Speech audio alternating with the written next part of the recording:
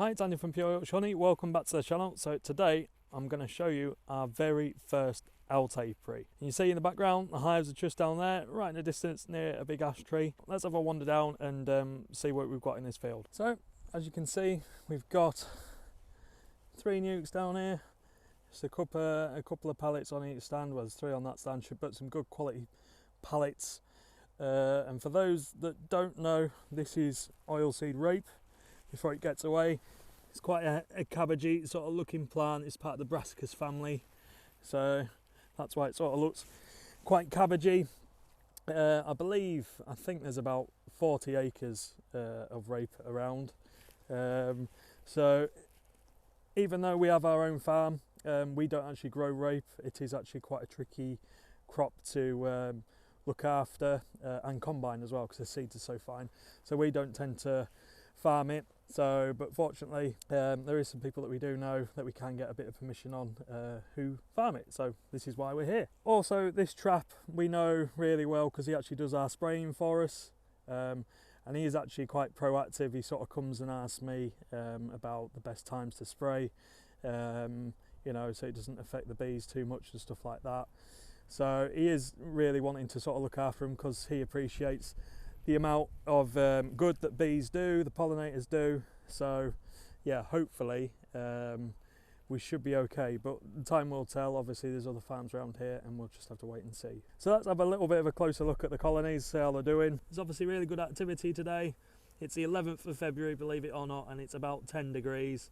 We do have signs of pollen going into the hive, which is good, obviously indicating that we are actually getting some eggs and brood, so we'll be into the early stages of that. As you can see on there, I've just written onto the nuke box there. This is actually a Black Mountain Honey, one of the other queens I got off him. We'll just go around and have a look at the other couple of nukes. Again, doing really well, obviously doing a lot of cleansing flights, kicking out some of the dead carcasses of some of the winter bees that might have perished and the late summer bees that have perished. This is obviously a single story nuke. I'll be checking the fondant levels, so we'll be looking at that, the fondant levels, later on in the video. As you can see, it's self-facing. We're about, I think, about 2 o'clock in the afternoon here, but self-facing.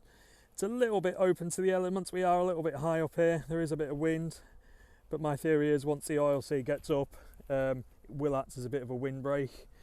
And again, this is our 3rd nuke. Again, a bit of activity in there, a little bit of pollen going in, which is good. Not quite as active this one, but there is pollen going in, which is good. So it gives us an idea of we do actually have a laying queen. Nice bit of orange pollen going in there. So it's promising, but obviously too cold to go through the frames. What we can do is check the food at the top of the nukes. I really do like these BS honey nukes. It just makes life so much easier. We've got a big slab of fondant in there. I put them in zip tie bags. It just makes it a little bit easier to top up. I topped these up not so long ago. I've got some fondant and I've got that sort of api pasta sort of pollen mixture stuff there. So they've got plenty for now. You can see there's bees just coming to the top of the feeder now. That's good. Not a lot more we can do to that one. I'll just put the strap on that one for now. So I'll just check these 2 nukes. Again, great big slab of fondant on there. Nothing to worry about there. Plenty of bees coming out the front door. Happy at that. I'll just go around and check this other one. This is all that you sort of need to do this time of year. Is just make sure you got plenty of food in. There's a bit of leftover fondant there I've put to one side, and I've just topped them up with a bit of a bigger bag. But yeah, as I was saying, this is all you sort of really need to do this time of year. I think it is really important to keep on top of food levels. They could run out of food so quickly. This is the 11th of February and look how bright and sunny it is. They're going to be out foraging. Yes, they'll find pollen, but they might not necessarily find any nectar. Once they build that brood up, if we get a cold snap, all of a sudden, you know, your bees could be in serious amounts of trouble because there's more brood than there is bees. So you need to just make sure there's plenty of food, easy accessible for them. Ideally on top of the frames, but obviously with this nuke we've got it in the feeder above, so hopefully we should be all right. Time will tell really, but so far so good. All we can do is cross our fingers and do all we can. Just a little bit of information of why we chose this apiary. As the crow flies, it's just short of 3 miles away from where our apiary is. It's about 5 minutes to get here. It's actually quite off the road. You might be able to see the road in the distance, in the cars in the distance. Obviously the size of the field itself facing, there's no footpaths around, there's a private access lane. We sort of can see my van in the corner there. It is a little bit, that's probably the one thing, it's a little bit off. It's probably, I don't know, what's that, 50 metres maybe not even that. So yeah, come later on and hopefully we get some honey. I'll be using a wheelbarrow down the side of here, but I didn't want them too close to the access road, just in case if we do have any people just having a bit of a nosy. And also we've got right there, and we turn around and we have winter beans. So winter beans, lovely, they love it. They literally switch from rape onto winter beans, and even spring beans once they come into flower. It's the same plant, winter beans and spring beans, it just determines the time of year that they're planted. So these were planted obviously back end of last year. We're in February now, and then spring beans are about to go in now. We're about to plant our spring beans at home actually. We just need to work the land.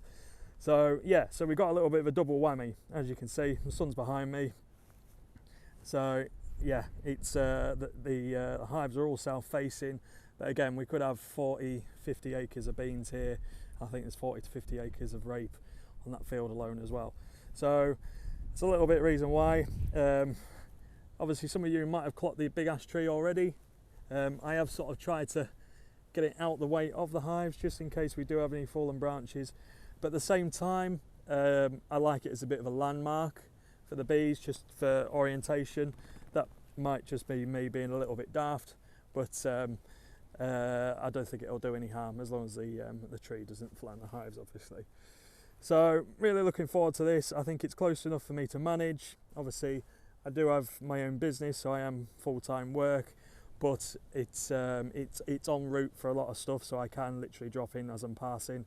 If I keep some kit in the car, I can just look after these girls. Obviously it's just starting to calm down now, but yeah, they're bringing in plenty of pollen, which is good, and hopefully we should get some honey off these. Might bring another hive up actually. I've got one across on our fields, which to be fair, it's just a bit of a pain to get to, especially in the middle of the season.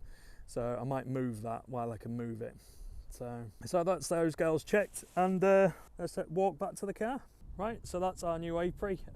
Really excited about this season. This year we really want to sort of expand. We're going to just see how far we can push it. Obviously it's got to be managed still. We can't just have loads of hives and not manage it. It just won't work. Last year was a massive year for me. Last year I learned so much. We've sort of been beekeeping for 5 years, which, you know, to some people isn't a long time, and to some other people it's a reasonable amount of time. But I must admit I learned a lot, and you've just got to give 110% of your time to beekeeping. You will potentially get some good rewards. Obviously you've got to rely on the weather a lot as well, and the forage, but if you've got a good stock and the weather's behind you and you can manage them properly, it's surprising how much honey you can get off them.